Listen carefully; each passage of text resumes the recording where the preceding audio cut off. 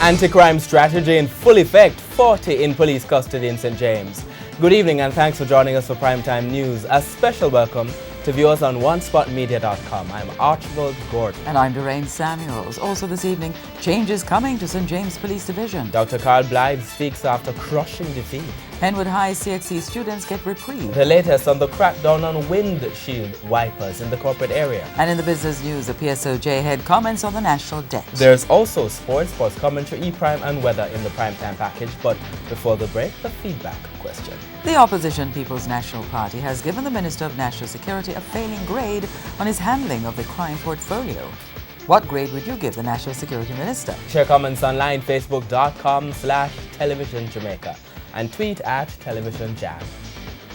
Please stay with us. Primetime News returns after this break.